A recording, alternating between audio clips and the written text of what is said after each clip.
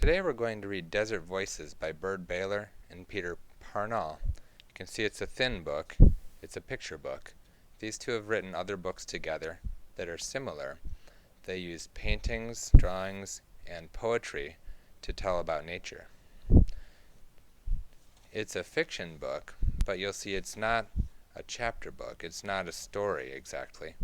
It has the stories of different animals in the desert as told by the animals themselves. And we're going to read 3 of them. So you can see the picture and the poem go together. And each poem tells a little about that animal's time in the desert. Jackrabbit. The sudden leap, the instant start, the burst of speed, knowing when to run and when to freeze, how to become a shadow underneath a greasewood bush. These are things I learned almost at birth. Now I lie on the shadow side of a clump of grass. My long ears bring me every far-off footstep, every twig that snaps, every rustle in the weeds. I watch Coyote move from bush to bush. I wait. He's almost here. Now I go. Now I go like a zigzag lightning flash with my ears laid back. I sail, jumping gullies and bushes and rocks, doubling back, circling, jumping high to see where my enemy is, warning rabbits along the way. I go. I hardly touch the ground, and suddenly I disappear. Let Coyote stand there sniffing old jackrabbit trails. Where I am now is a jackrabbit secret. So I just want to point out that these 2 authors use the word I, and they write from the point of view of the jackrabbit. And by doing so, they teach us about how the jackrabbit lives. We're not going to read this. This is about spadefoot toads who lay their babies underground, and when they have the first rain of spring, they burrow straight up. I'm going to read this one. Rattlesnake. I move so flat against the earth that I know all its mysteries. I understand the way sun clings to rocks after the sun is gone.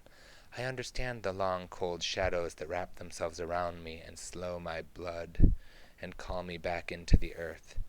On the south side of a rocky slope where the sun can warm my hiding place, I wait for the cold that draws me into sleep. I understand waking in spring, still cold, hardly moving, seeking warmth, seeking food, going from darkness to light.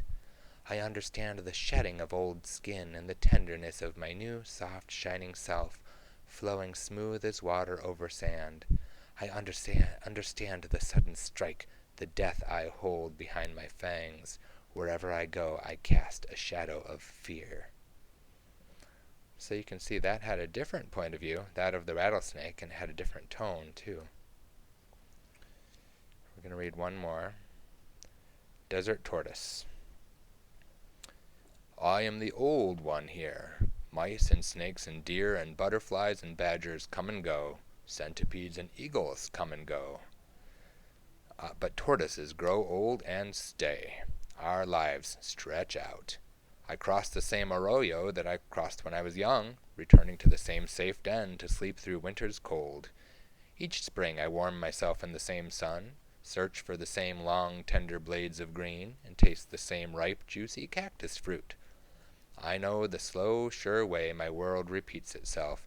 I know how I fit in. My shell still shows the tooth marks where a wildcat thought he had me long ago. He didn't know that I was safe beneath the hard brown rock he tried to bite. I trust that shell. I move at my own speed. This is a good place for an old tortoise to walk. And there's some other good ones. There's one by a coyote and a buzzard, but we're not going to read those, and a lizard. So just notice how these 2 wrote fictionally about animals by telling us what it would be like to be that animal. That's called point of view. And they use the word I to make it seem as if they were the animal. And we're going to see if you can try that yourself today. I hope you enjoyed the book. Happy writing.